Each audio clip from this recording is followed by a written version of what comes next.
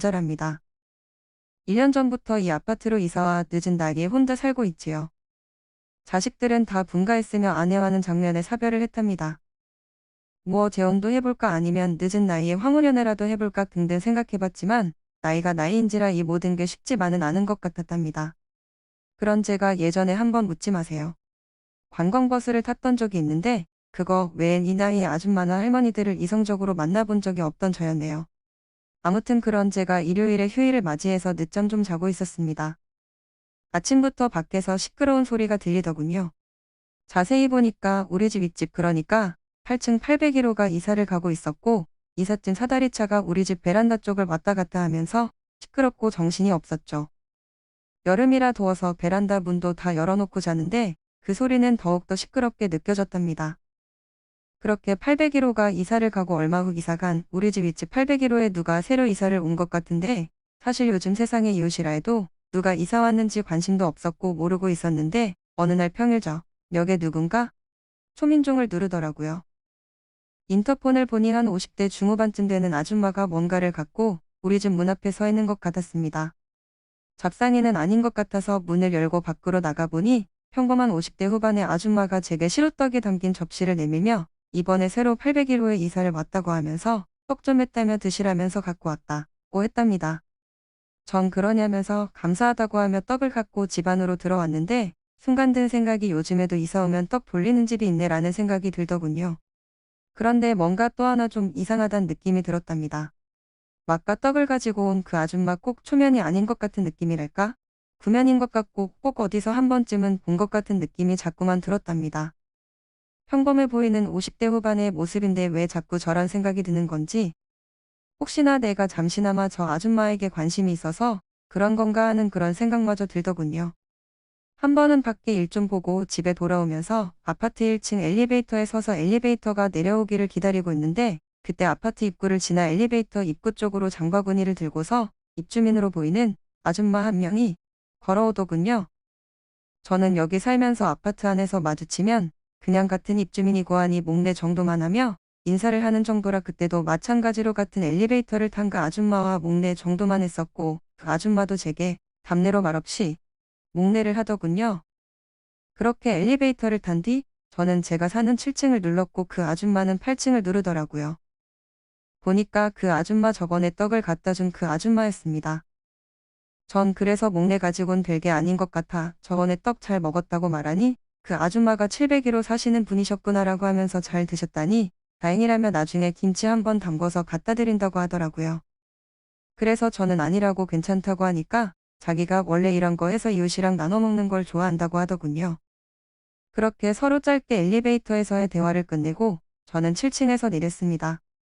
그리고 현관문을 열어 집 안으로 들어갔는데 자꾸만 그 아줌마가 어디서 본 것 같은 느낌이 강하게 들더라고요.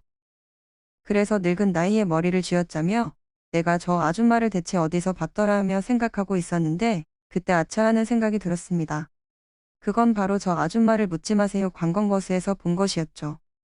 그 당시 저 아줌마랑 그 버스 안에서 파트너였던 적은 아니었지만 내가 왜 저 아줌마를 기억하냐면 그 버스 안에 있던 그 어떤 아줌마들보다 강렬하게 놀며 즐겼던 게 생생하게 기억되거든요. 그래서 저 아줌마가 아마 아직까지도 뇌리에 남았나 봅니다. 아무튼 전 그 아줌마를 묻지 마세요. 버스에서 본 걸 기억해냈고 거기서 만났던 아줌마를 같은 아파트 그것도 우리 집 2층에 살고 있는 입주민으로 만나니 참 세상 좁다는 느낌이 들었답니다. 그러다가 한 번씩 그 아줌마를 마주치며 그냥 간단한 인사 정도만 했는데 그 아줌마는 저를 못 알아보더군요. 하긴 저도 그때 참 조용조용 놀았던 터라 열심히 놀기에 바빴던 저 아줌마가 평범하기 그지없던 날 기억할 리 만무했죠. 한 번은 외출하려고 엘리베이터를 탔는데 그 아줌마와 남편으로 보이는 남자도 함께 타고 있더군요. 같이 있는 모습을 보니 남편이 참 한심하게 느껴졌습니다. 자기 마누라가 묻지 마세요 관광버스를 타며 즐기는 여자라는 것도 모르고 있을 것이라 생각하니 참 내가 저 아줌마 남편도 아닌데 아찔한 느낌이 들더군요. 그렇게 801호 내외와 짧게 인사를 하고 평소처럼 저는 엘리베이터에서 내렸습니다. 그러다가 한 달 정도 지난 시점인 어느 날 누군가 또 초인종을 누르더라고요. 인터폰을 보니 801호 그 아줌마였습니다.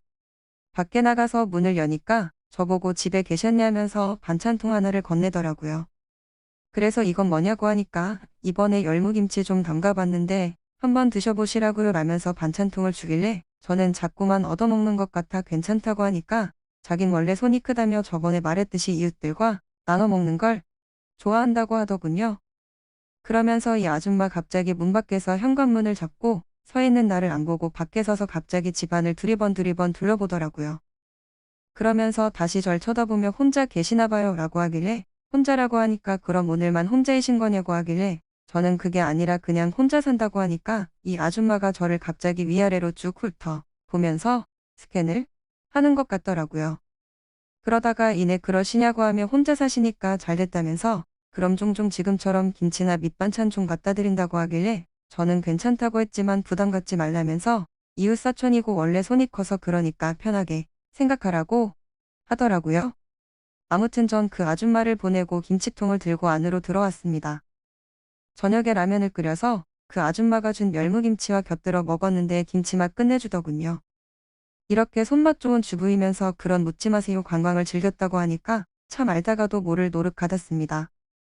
그러면서 그 김치 맛을 보니 우리 죽은 마누라 생각도 나더군요. 어느 순간 이렇게 호래비가 돼서 혼자 사니까 적적한 느낌이 그제서야 들게 되는 것 같았답니다. 저는 그 아줌마와 천만이도 마주쳤습니다. 아파트 엘리베이터 안이나 재활용을 버리러 갈 때나 잠깐 공원으로 운동하러 갈 때나 급기야 아파트 근처 마트에서도 마주쳤죠. 이렇게 자주 마주치다 보니 서로 짧게 인사만 하고서 그냥 지나쳤던 예전과는 달리 조금씩 그 아줌마와 가까워졌답니다.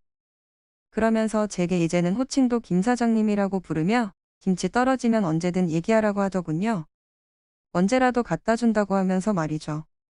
그렇게 점점 가까워지다 보니 말할까 말까 고민이 됐습니다. 묻지 마세요. 버스 탔을 때 나도 있었다고 말하고 싶었고 거기서 봤다고 말하고 싶었지만 그 여자가 날 기억 못하는 거 보니 피차 서로 말하지 않는 게 예의라고 느껴지더군요. 그래서 그냥 혼자만 알고 말하지 않기로 했답니다. 그러던 어느 날 그 아줌마가 다시 또 우리 집 배를 눌렀답니다. 그러면서 이번엔 화투패를 가지고 왔더군요. 저보고 하는 말이 화투를 치고 싶은데 남편도 출장 가고 집에 없고 그렇다고 컴맹인 내가 컴퓨터로 화투 치면서 놀지도 못하고 안 되겠다 싶어서 그냥 가까운 김 사장님 댁으로 왔다고 하더라고요. 저는 그러냐면서 어서 안으로 들어오라고 했답니다. 문을 닫으며 혹시나 주위에 누군가 이 아줌마가 내 집으로 들어오는 걸 목격할까 싶어 살짝 두렵기는 했지만 당연히 그 아줌마가 내 집으로 들어올 때 아무도 본 사람은 없었습니다. 그 아줌마는 한동안 내가 사는 우리 집안을 두리번 둘러보더니 아휴 혼자 사시는데 호레비 냄새도 안 나고 집안이 참 깨끗하네요 라면서 서슴없이 말을 하니까 약간 그 나이에도 쑥스럽더군요. 저는 담요를 하나 준비했고 거실 바닥에 그 담요를 하나 깔고서 그 아줌마 보고 여기 와서 앉으라고 했죠. 그러면서 뭐 음료수라도 드리냐니까 아니라면서 방금 먹고 왔다며 괜찮으니 김 사장님도 어서 여기 앉아서 같이 치자고 하더라고요. 그래서 그 담요를 하나 깔아놓고 우리는 같이 화투를 치기 시작했습니다. 큰돈은 아니고 재미로 치는 거니 도박성이 있는 게 아닌 단순히 재미로 치는 화투였죠.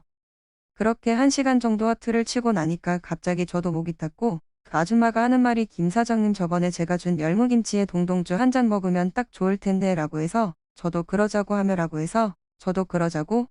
하며 열무김치를 꺼냈고 저번에 사다 두었던 막걸리도 냉장고에서 꺼냈습니다.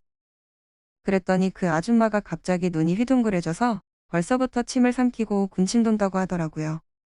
그 모습을 보니까 진짜 저번에 관광버스 안에서 봤던 그 모습이 나오는 듯 했습니다.